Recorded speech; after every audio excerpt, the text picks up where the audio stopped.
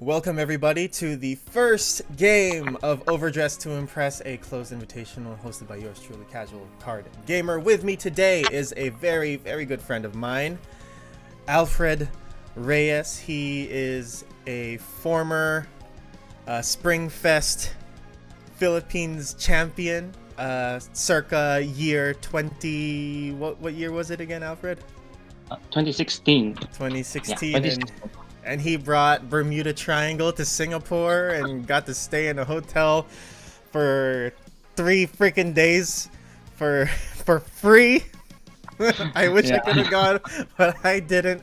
But yeah, he will be here today and for the next couple of days, hopefully, to go over these games with us.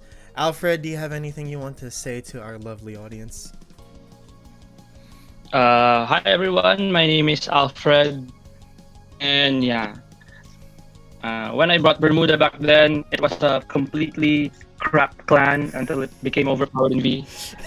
And I'm really looking forward to today's match because I'm not really used to commentating. In our old channel, we have like a commentator. That was the Ivan, so yeah, see the games.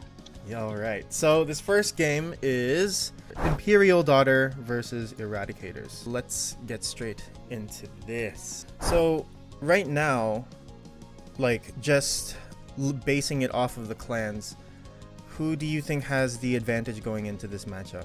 Seeing their opening hands right now, I think OTT has the advantage because it can probably like cheese something. The top decking with Amaterasu, and the Erad player's hand doesn't look like it can guard any potential early things because of those green threes. As a Morikawa hand. Yeah, Morikawa. Oh my god. They told me that it was pretty bad after the match, but I didn't think it'd be this bad. Okay, so we have the OTT player, GoldenNova, starting with Oracle Guardian Gemini and ending. Oh my god! Even though the ODT player has a Morikawa hand as well. Oh, okay, so we have Caster on the other end. So right now, not very much is going to happen, but judging on the hands, what do you think? Player needs a grade 2. Yeah. Oh, they both have a grade 2. Cho-Oh in one, and Rectangle Magus in the other one. So. That was Rectangle Magus. Okay. Tax. And a crit. Yummy. First crit of the day. A second crit of the day. Oh man. Oh, that hand is something else. Yeah, it was so grade 3 reliant. Yeah.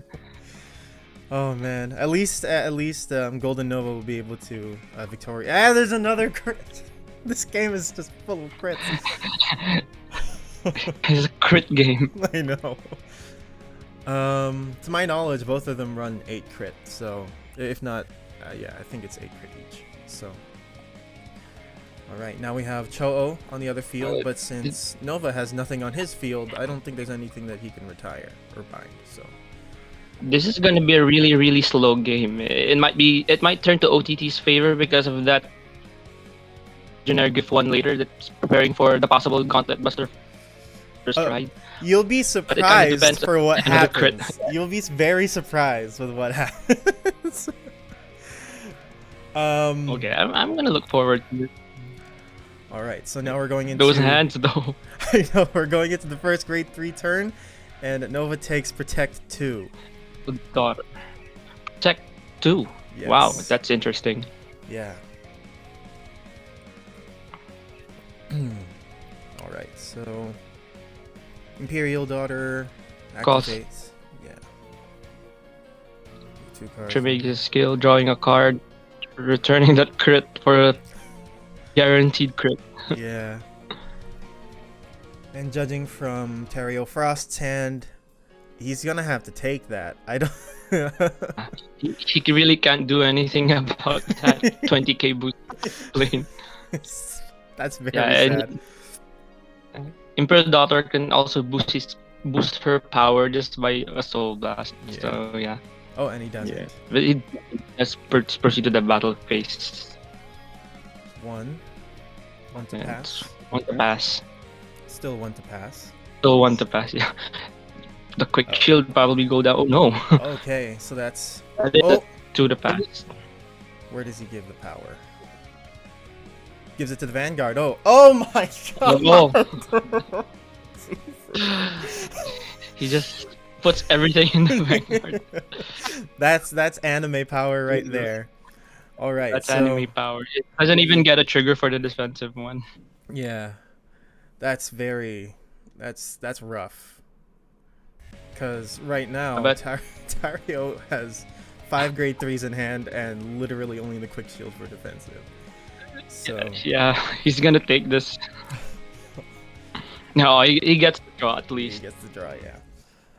Oh man. Who's he gonna ride though? Gauntlet Buster. Yeah, I think Gauntlet that's- is the logical choice here. Yeah, that's the only choice. Here, That's the 'cause- best ride he can do. Yeah, because Descendant won't be able to do anything this early in the game. Yeah, Okay, so looks like Tario can even Frost damage went- the guy with Gauntlet. Yeah. Tario Frost went Axel 2. He's calling down his lanes. I believe he's going to activate Nusku here. So he gets to search for an Eradicator in the top 5.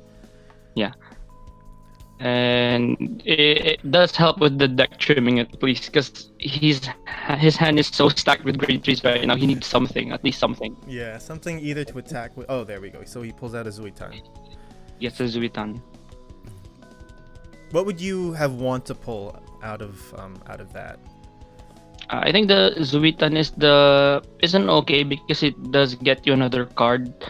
Considering his deck doesn't have much grade 3s, yeah, that's the most optimal choice. So you can at least search for something to guard with later, or it can deck trim your deck with heals. Yeah. All right. So I believe Tario activates Gauntlet Buster's slap the front row ability. Now it's a 3 damage Yeah. guy. I It's lethal. hate this so much. Yeah, but All right. So we'll see what happens here now. that PG in hand, he is perfectly safe. So I think it's okay. Yeah. Yeah, definitely safe. All right. So start swinging with Spark Rays Dragon in the Axel Circle. No triggers on No Golden triggers. Nova's end. And that's good. At draw. least, yeah. Oh, now he Back for attacks with- 30. Okay, so there's the perfect guard. He needs a heal right here. Oh, and there's none. No trigger. Oh no. No trigger. Oh, Oh man. but at least that deer isn't pressuring anytime soon because he doesn't have enough grade 3s in the soul. Yeah. So he could potentially just go for the third as Yeah. well later. All right. So the Zuitan attacked, activates his ability. He gets to draw a card, which is the thing you want to go for right now. With defense. Yeah. All right. So the last attack is blocked by the heal, and I believe that's the end of the turn. All right, Nova draws. Ooh, gets a jump. That's good. At least there's another soul to use. Yeah. He's just gonna rewrite another Imperial Daughter here, Yeah. so we can stack the soul and finish him later with deer. All right. So Protect Gift 2. He's stuck with it for the rest of the game. So he just has to, yeah, lie with it. He can't maximize the effects of those Force 2 with no intercepts right now. Yeah. All right. So he calls down the- 17k. Yeah. Ooh, that's really, really risky right there because Gauntlet Buster player can just retire his field right now and he can be left with nothing on the next turn. So I don't really suggest calling that deer. That may be your end game for later, but let's see how it happens. Mhm. Yeah. So he activates the Imperial Daughter. A little miss on the timing. but I don't think there was any. I don't believe there were any draws that could have changed the outcome of this. So we'll be fine with that. Yeah. So thinking. So he adds the Promised Daughter to hand and soul charges a what? What did he soul charge? I believe it's a Satori Hime. Yeah, a non-grade 3, unfortunately. That would have been insane if it was a victorious The game could have ended there. Yeah, the game could have ended right there if that was a grade 3. Just look at the crits in the hand. Oh my god. But he still does get the 15k in one crit. So he's swinging with that first. 35k to the face. And it is guarded. 1 to pass. So 1 to pass. Yeah. Thinking, I believe. So Project gonna be. Oh! Yeah, it does pass. Yeah, and the game is potentially over unless he double heals. Yeah, unless he double heals. Oh, and that's the game. So Yeah. Interesting force to place right there, but yeah, Mori Kawahan was very disadvantageous for the Narukami player. Definitely. So both players had pretty grade 3 heavy starting hands. Yeah. But I think that benefited the OTT player. It benefited Nova a lot more, especially since he got to go first. So he got to proc rewriting a grade 3 before Tario Frost did. But all in all, what did you think of our first game, Alfred? It was actually, it reminds me of the first V era because the first set of V, it revolved around Imperial Daughter a lot, and it shows how strong that Deer can potentially pressure your opponent, especially if the one of the soul chargers can just high roll the soul charge. And Meg is right there. There's a reason it became like a $20 to $30 card like last year before it got reprinted. I don't remember if it even got reprinted. It's just so powerful because it ensures you a crit, and in a deck like OTT that can like give you base crit, it's a lot of pressure, especially if it's like PG or die. Yeah, basically. And sadly, Tario Frost just had way too many grade 3s in hand for his own good, even though he was able to sort of cycle some of them out. I believe both of them had 5 grade 3s before even getting to ride their first one, so that's pretty crazy. Oh man, but anyway, now we are going to head over to Golden Nova for his post-game interview, and that'll be it for this game 1. Welcome everybody to the post-game winners interview of game 1. Your winner, Golden Nova, Vanguard, as he is called in this tournament, because we don't want to, get associated with another game right now. But anyway, that other who knows him? He's not relevant right now. Yeah, this Golden Nova does Cardfight Vanguard lore videos.